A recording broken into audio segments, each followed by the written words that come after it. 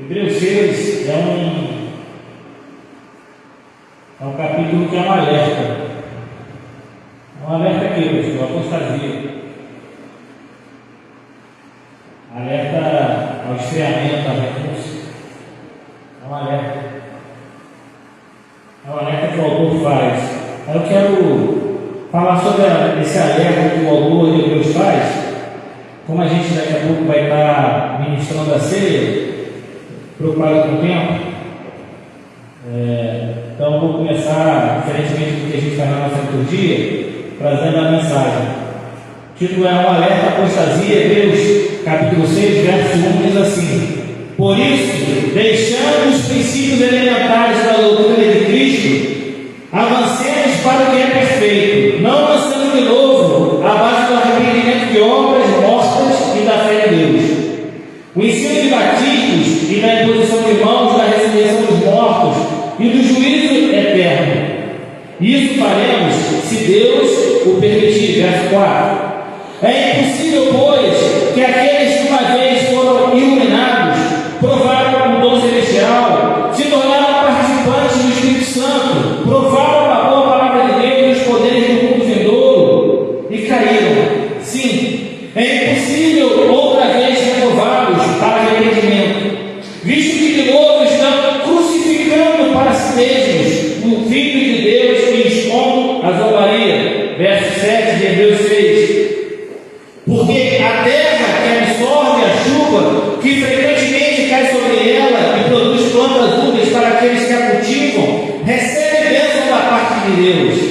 Verso 8 e último do nosso texto central da nossa meditação de hoje. Mas se produz espinhos e ervas daninhas, é rejeitada e está perto da maldição, e o seu fim é ser queimado. Pai, te damos graças, Senhor, nessa noite, te louvamos, te bendizemos, queremos pedir a Ti, Senhor, fala aos nossos corações, fala a cada um de nós, nos alerta, Senhor, sobre essa apostasia, essa renúncia, esse esfriamento da fé, Pai, para que a gente não possa cair no erro, Senhor, que aqueles irmãos estavam cometendo, quando, assim, o autor de Hebreus faz, ao escrever e expor esses problemas que existiam naquele lugar, para esses destinatários, Pai, em nome de Cristo, Pai, que haja um reavivamento espiritual nessa noite, Pai, que os nossos corações estejam aqui, Senhor, acesos e espertos, Senhor, a fim de que o Senhor possa trabalhar neles, que a gente possa, agora nesse momento, descortinar, Senhor, todos os nossos princípios, todas as nossas doutrinas, tudo aquilo que nós fomos ensinados, para ficarmos aqui, Senhor, dispostos a enchermos apenas da tua santa palavra, Pai, a fim que haja crescimento, Pai, em nós, Senhor. Pai, nesse momento também, Senhor, que o Senhor possa ir retirando e tirando as arestas, Pai, aparando as arestas do nosso coração, a fim que a gente possa, Senhor, ter uma vida digna, Senhor, de alguém que anda segundo aquele que professa a sua fé, Pai. Hoje, na parte da manhã, Senhor, falamos, Senhor, sobre despertamento, sobre avivamento, Pai, e precisamos ter um coração, Senhor, um coração de arrependimento para que haja um despertamento, Pai. Precisamos de um fruto de arrependimento para que haja um avivamento, Pai.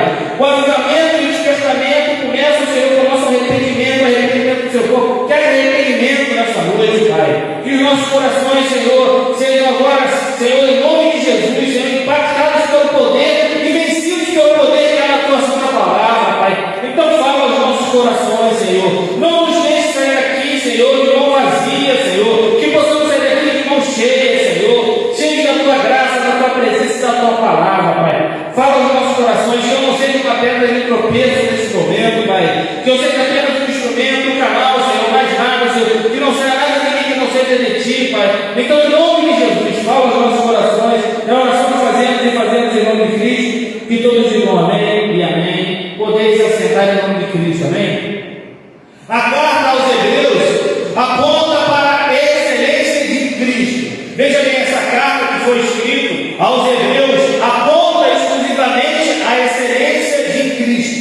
Essa carta de Hebreus é uma palavra de exortação direcionada a todos os cristãos verdadeiros ou aos verdadeiros cristãos. A sua mensagem, a mensagem dessa carta, a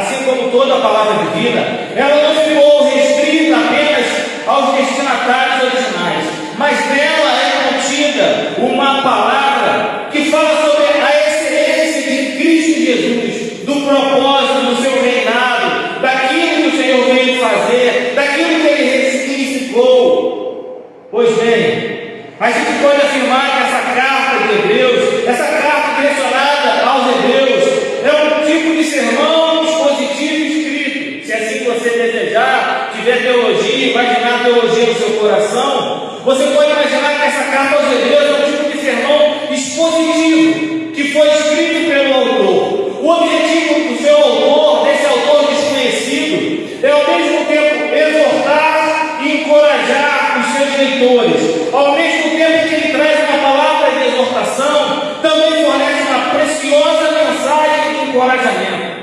Veja bem, Deus ele nunca exorta seu povo para não encorajá-lo para seguir.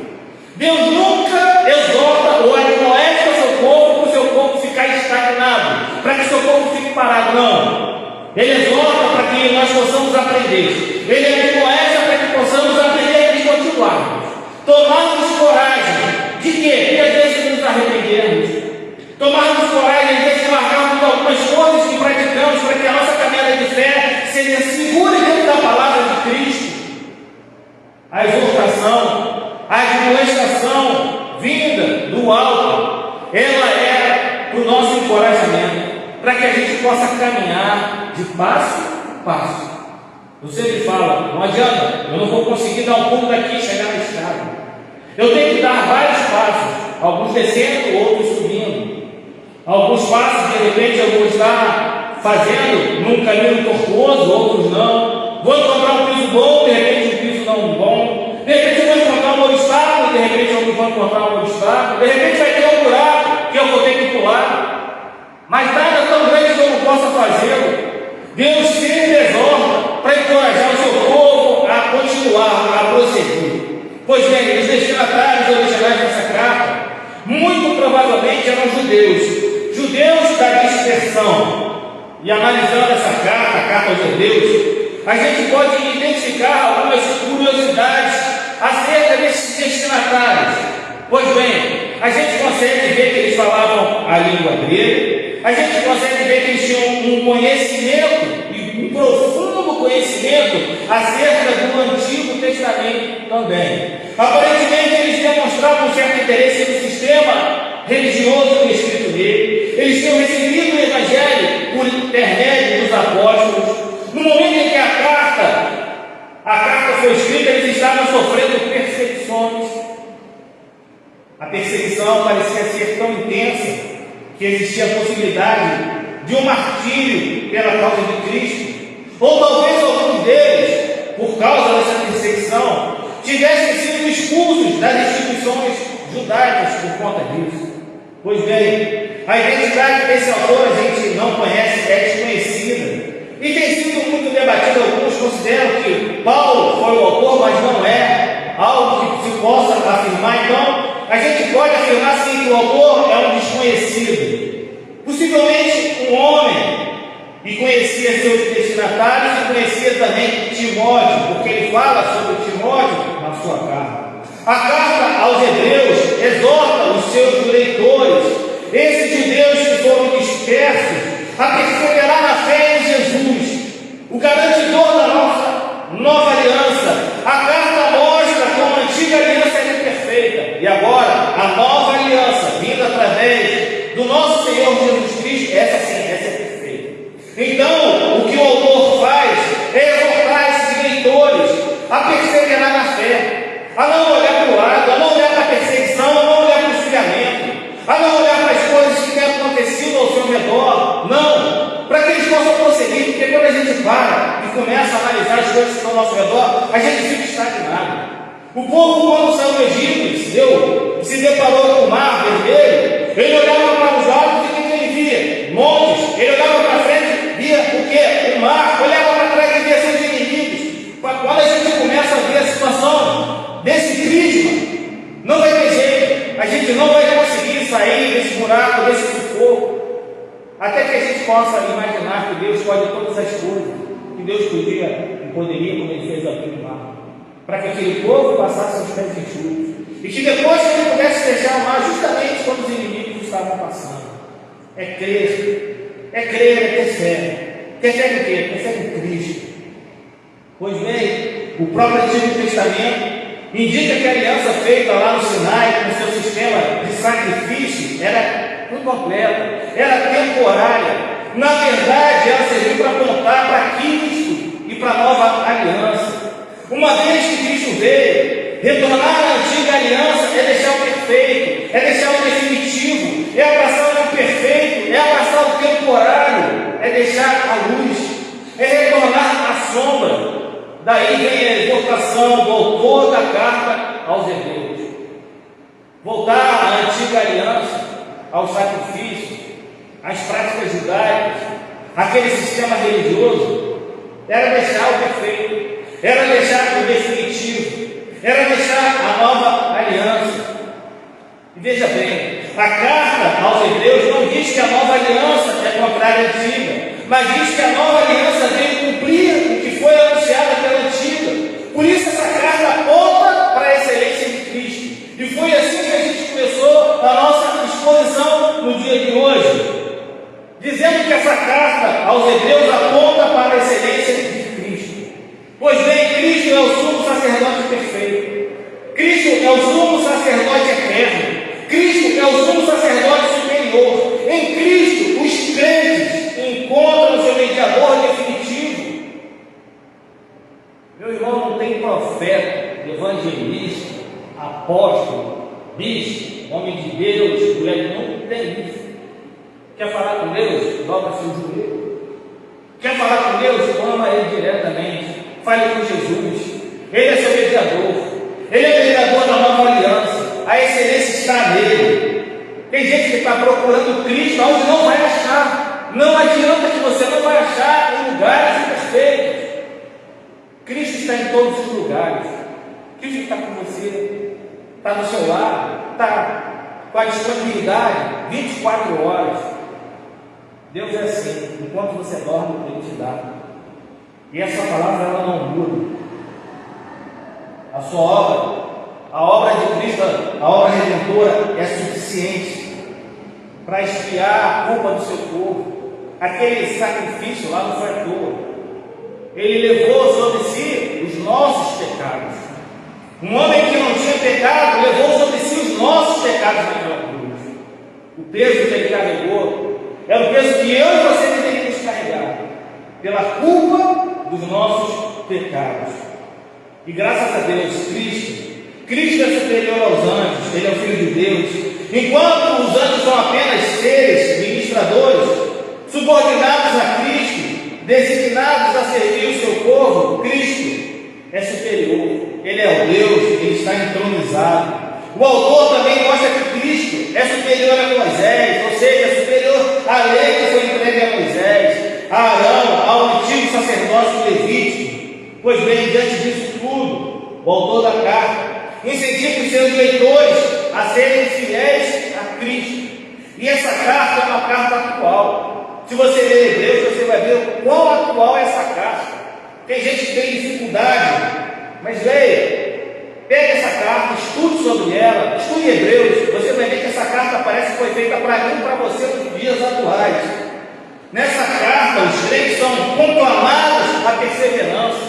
Nós devemos perseverar, sermos encorajados por essa carta a responder ativamente, corajosamente aos ataques do Evangelho da antiga aliança, porque retroceder a gente não pode. A gente não pode retroceder.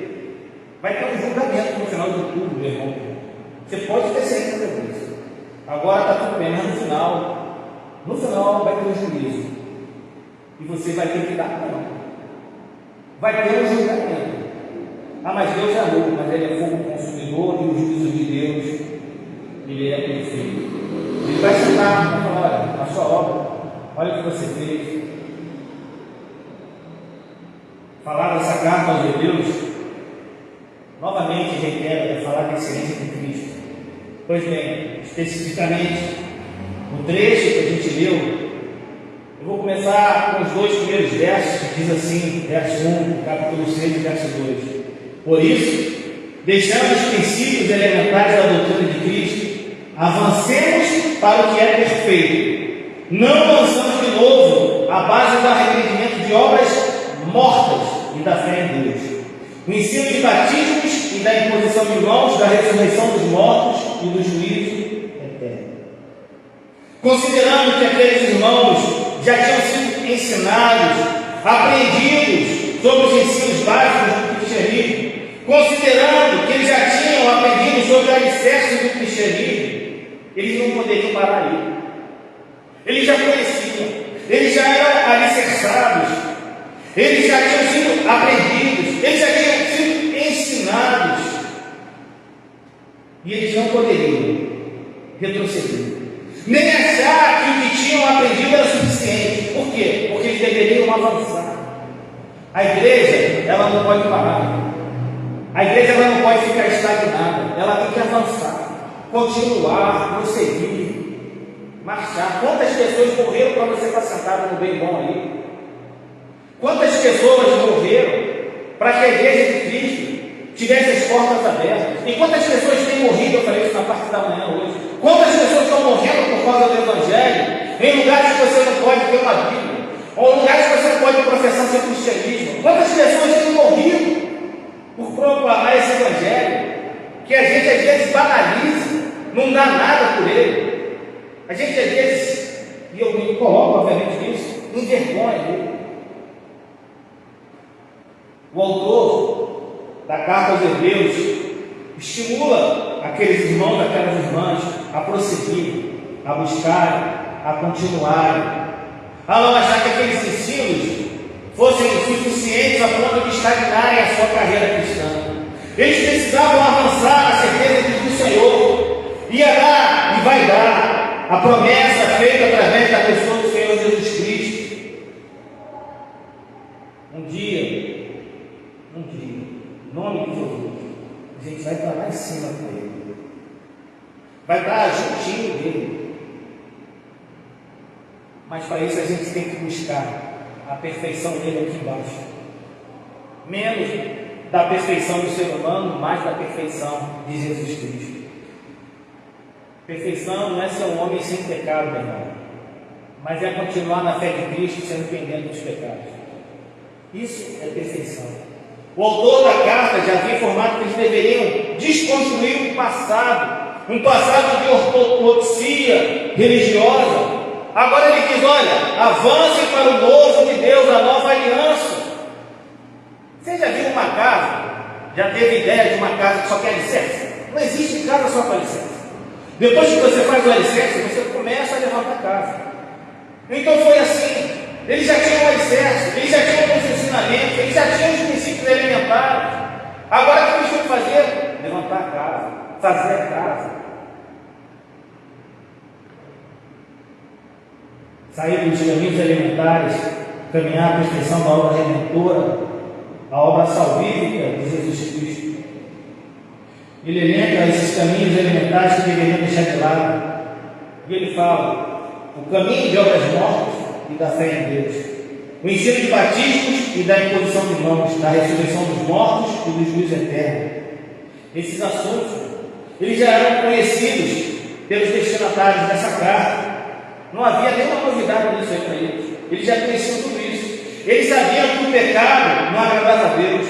Eles conheciam sobre o batismo. Eles sabiam sobre o ritual da imposição de mãos. Você sabe como é que era feito o ritual da imposição de mãos? Na antiga aliança, havia uma transferência do pecado da pessoa ao animal que seria sacrificado. Botava-se a mão sobre a pessoa, o transferia, depois botava-se a mão no animal que ia ser sacrificado, fazendo assim uma transferência do pecado da pessoa para o animal e sacrificava o animal. Era assim que era feito na nova aliança, na antiga aliança, perdão. Eles criam já os princípios elementares, e por causa disso eles deveriam deixar para trás seus ensinamentos. Eles precisavam agora deixar tudo, esquecer tudo que eles aprenderam anteriormente, tudo que eles aprenderam novo, o sacrifício de Deus, Cristo Jesus. Aí sim, isso é que eles deveriam seguir. Então o autor de Deus começa o capítulo 6 dizendo: olha, o que vocês sabem foram construídos para seguir, já não existe mais. Cristo veio, tudo se fez novo. Essa é a nova verdade de Deus, Jesus Cristo. gente nos dias de hoje, inclusive, que precisa desconstruir essa ortodoxia humana, crendice humana, sincretismo religioso, porque Cristo é o novo de Deus. Cristo é o novo de Deus. Essa mensagem é presente. Até o próprio autor da carta fala: avancemos. Ele não se coloca à mercê do avanço, não. Ele não fala: vocês avancem, não. Ele fala: avancemos. Ele se coloca no meio daqueles que criam e professavam a fé em Cristo Jesus. Ele fala: avancemos. Se colocava como um que também precisava conhecer mais a Deus. Através de quem? Através de Cristo. Muita gente no dia de hoje esfriou. Muita gente no dia de hoje está frio na fé. Não, mas o senhor tem que ver, eu fico com fé. Meu irmão, falando de fé. Estou falando de bagunça, de baú, falando de fé. Fé em Cristo. Estou falando de palavra. Não tem a ver com movimento maluco, não. Tem gente que não se considera carecedor de conhecimento de Cristo. Quando você acha que você já conhece tudo, meu irmão, você está a um passo para cair. Você está a um passinho para você cair. Tem gente que se acha tão cheio de Deus que está mais perdido que o mais pobre e miserável do ser humano. Era melhor que nem conhecesse a palavra. Nós precisamos crescer na graça, no conhecimento do Senhor, orar mais, ler mais, congregar sempre. É um processo, e o processo não tem fim. Não adianta fazer o alicerce e não levantar a casa. O alicerce não é a casa. Mas o autor, ele vai continuando. O autor de Hebreus faz uma demonstração severa nos versos 4 a 6. Ele diz: é impossível, pois que aqueles que uma vez foram iluminados, provaram o dom celestial, se tornaram participantes do Espírito Santo, provaram a boa palavra de Deus e os poderes do mundo vindouro e caíram. Sim, é impossível outra vez renová-los para arrependimento, visto que de novo estão crucificando para si mesmos o Filho de Deus e expondo a zombaria. Bom, quando a gente lê, a gente pode interpretar de duas maneiras essa leitura. A primeira era que havia irmãos que, após aceitarem as coisas de Cristo, voltaram a pecar e perderam a salvação. A segunda é que havia pessoas que participavam da igreja, mas nunca aceitaram dar o poder de Deus, mas que poderiam agora, definitivamente, aceitar a Cristo e conquistar a salvação. Seja como for, meu irmão, havia pessoas na igreja que estavam afastadas de Deus. É isso que ele fala aqui. Gente dentro da igreja, afastada de Deus.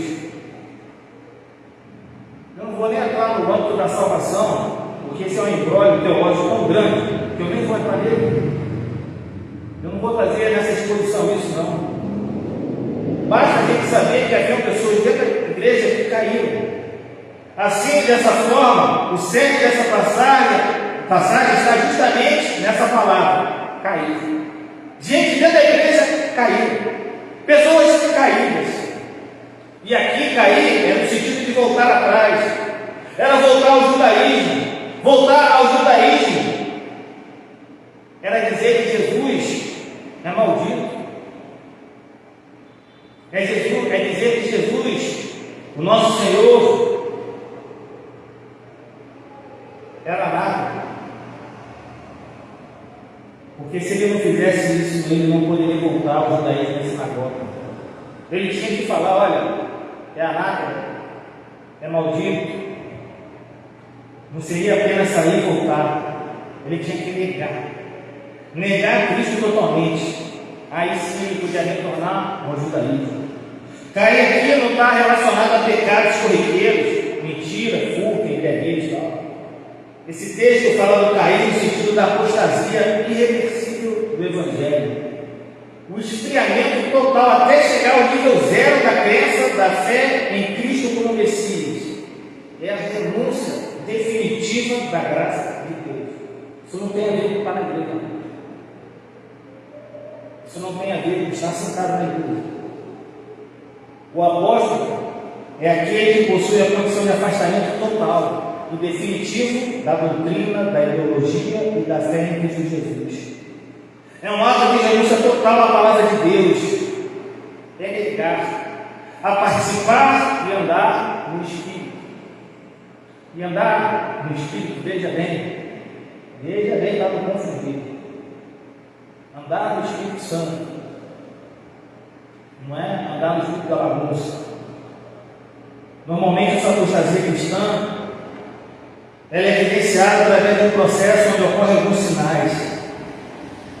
Às vezes é um processo lento, é um processo gradativo que a gente nem percebe.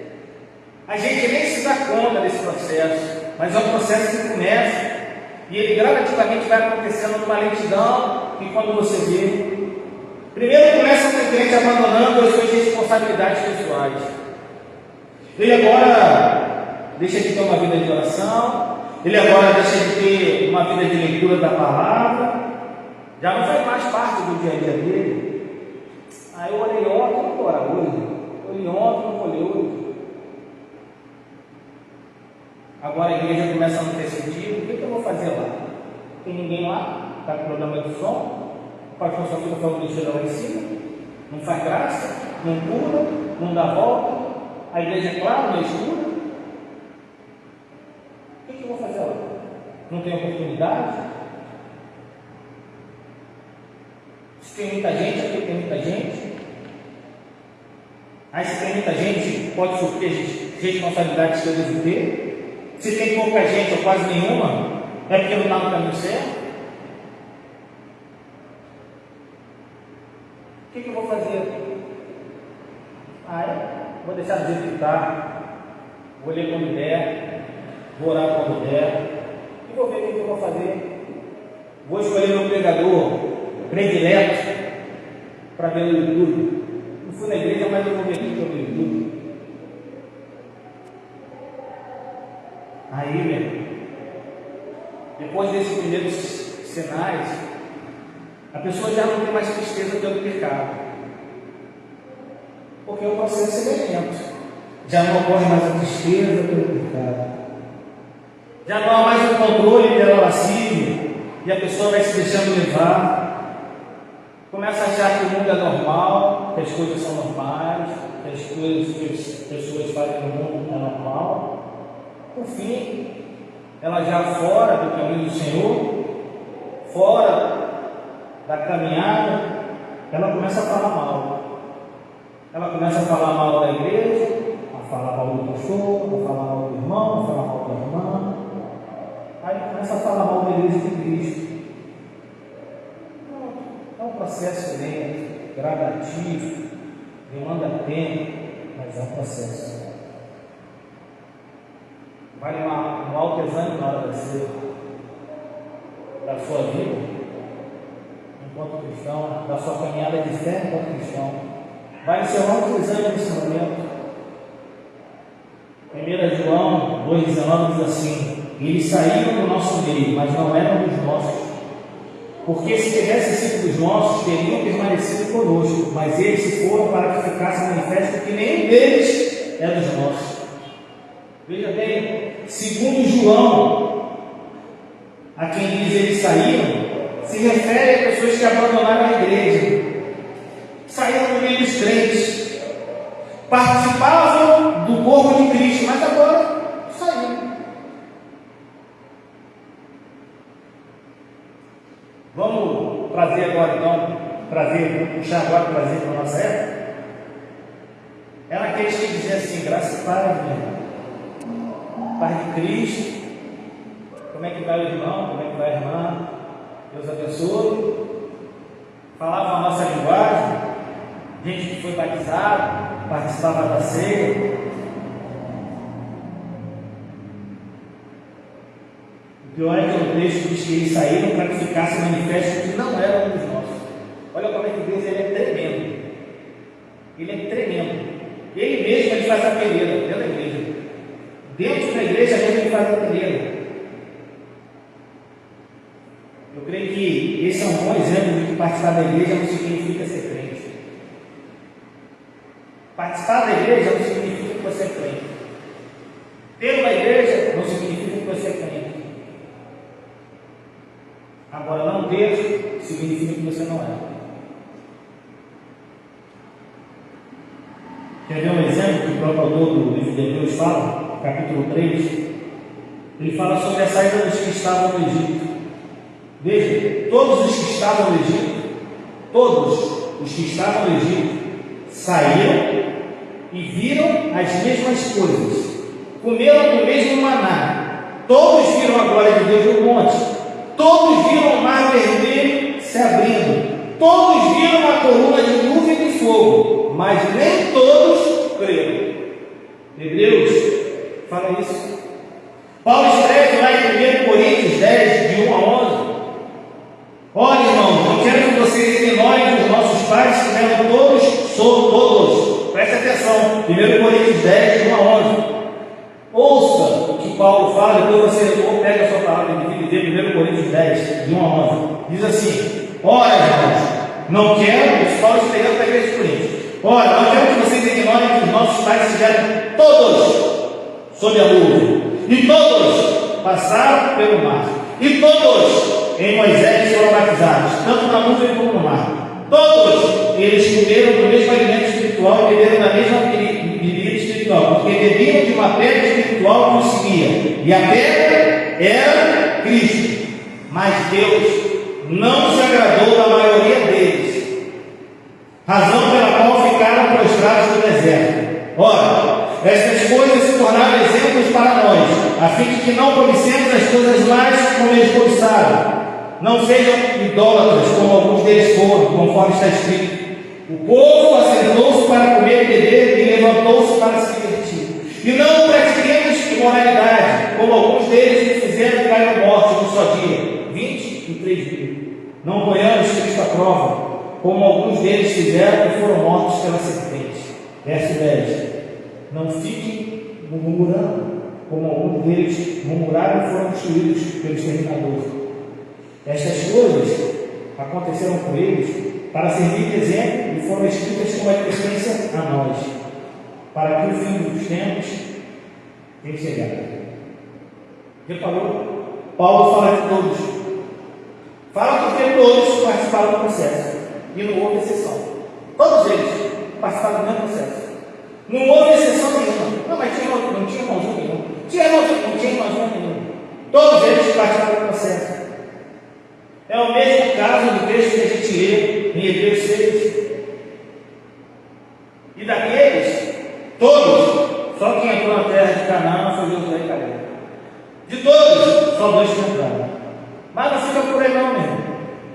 Paulo escreve no versículo, pensando em nós aqui, em Vila Marilena, da Igreja de Cristo, desde o verso 11. Estas coisas aconteceram com eles para servir de exemplo e foram escritas como advertência a nós, para quem o fim dos tempos tem chegado.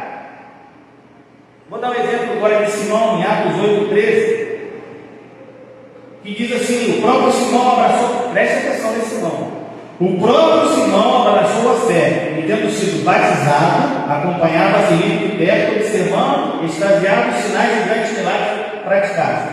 Veja bem, esse Simão, que fala de Atos 8:13, ele abraçou a fé, ele foi batizado. Quem ganhou ele para Cristo foi Filipe. Ele observava, estagiava os sinais e os milagres que eram praticados. Esse Simão era morto. Disse em Atos 8:13, agora você vai pular do 18, 5 versos depois, diz assim, Atos 8, verso 18, esse mesmo Simão, quando viu Simão que pelo fato dos apóstolos imporem as mãos era concedido o Espírito Santo, ofereceu-lhes dinheiro. O mesmo convertido, o mesmo batizado, o mesmo que acompanhava o homem de Deus, o mesmo que observava os sinais, os milagres, ele agora quer oferecer dinheiro. Não, toma aí o dinheiro aí, põe a mão sobre a minha vida aí, para eu poder praticar esses milagres também. Coloca aí, coloca a mão aí na minha cabeça.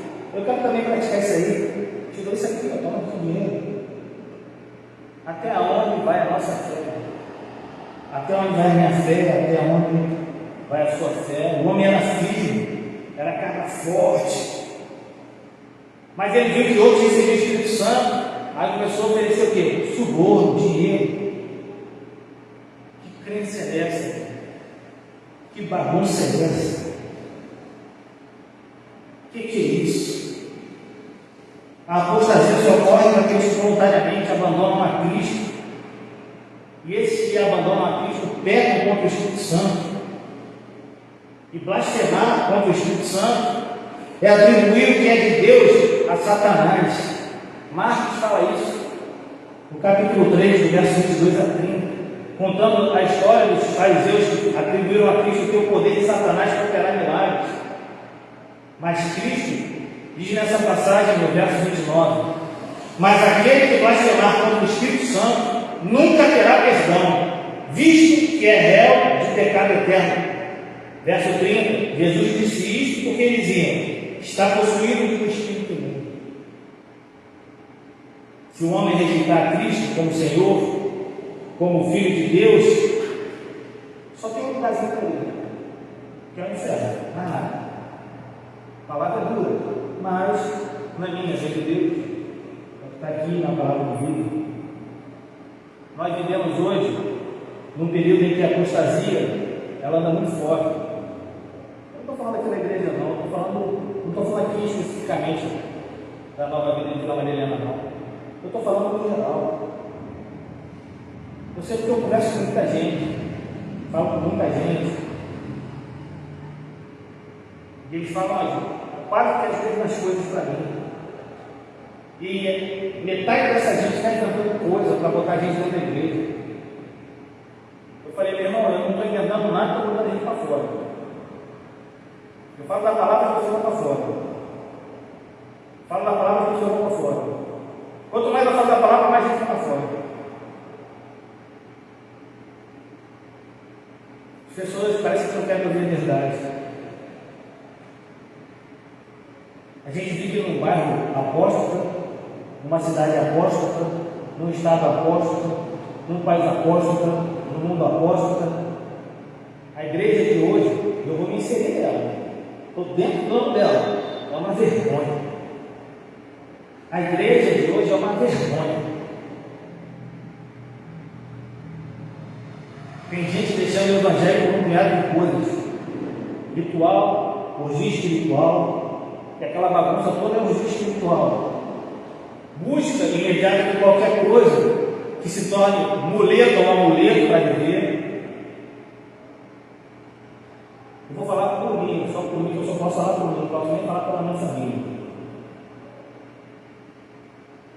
Eu prefiro ficar com Cristo crucificado. E hoje o livro de pai estava com a família. E eu fico com Cristo. Eu fico com Cristo. Nem fico sozinho, mas eu fico. Eu quero ser salvo. Eu quero encontrar meu Salvador. Eu quero poder usufruir das bênçãos de Deus, Senhor, do meu lado. De sentir uma paz que eu não vou sentir em lugar nenhum. De ir para um lugar onde eu não vou sentir dor. Eu quero usufruir disso aí. Nem que eu tenha que pelejar aqui na terra. Nem que eu tenha que passar por problemas daí. Eu vou perseverar. Eu não vou largar a minha fé de jeito nenhum. Por fim, lá no verso 7 e 8 diz assim: porque a terra que absorve a chuva, que frequentemente cai sobre ela, e produz plantas úteis para aqueles que a cultivam, recebe bênção da parte de Deus. Mas se produz espinhos e árvores daninhas, é rejeitada e está perto da maldição, e o seu fim é ser queimado. Eu vou explicar melhor esse assunto aqui. O autor faz essa analogia à terra, porque essas pessoas conheciam muito bem o que era a terra, o motivo da terra. A terra, nesse caso, é quem ouve o Evangelho. A chuva é a palavra que cai frequentemente nessa terra. E aí vem para nós. Nós somos uma terra que produz plantas úteis ou aquela que produz espinhos e ervas daninhas. Nós somos uma terra que produz ou uma terra a ser queimada. Que tipo de terra nós somos? Boa ou estéril?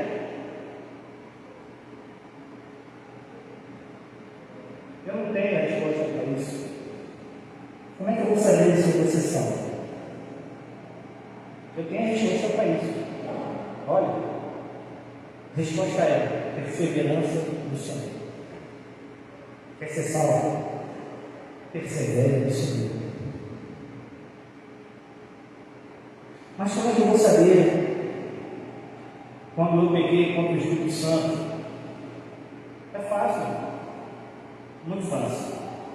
Se o pecado lhe causar insônia, se o pecado te jogar no pó, se o pecado te faz chorar diante de Deus, se você está insatisfeito com a sua vida espiritual, possivelmente, irmão, você é um crente verdadeiro. Tem que doer o pecado. O pecado tem que doer. O pecado tem que gerar choro, frutos de arrependimento. Agora, se o pecado não te incomoda, se você está satisfeito com a sua vida espiritual, eu vou te dar um conselho de Deus. Reveja a sua vida com o Senhor. Não é a sua vida com a igreja, nem comigo, não. Reveja a sua vida com o Senhor. Porque os apóstolos, eles não se incomodam com o pecado. Porque eles negaram a Jesus. Dizem que Jesus é anátema, que não precisam dele. Já o crente, o irmão, a irmã, ele fala diferente. Eu sou totalmente dependente de Jesus. Essa é a diferença entre o apóstolo e o crente.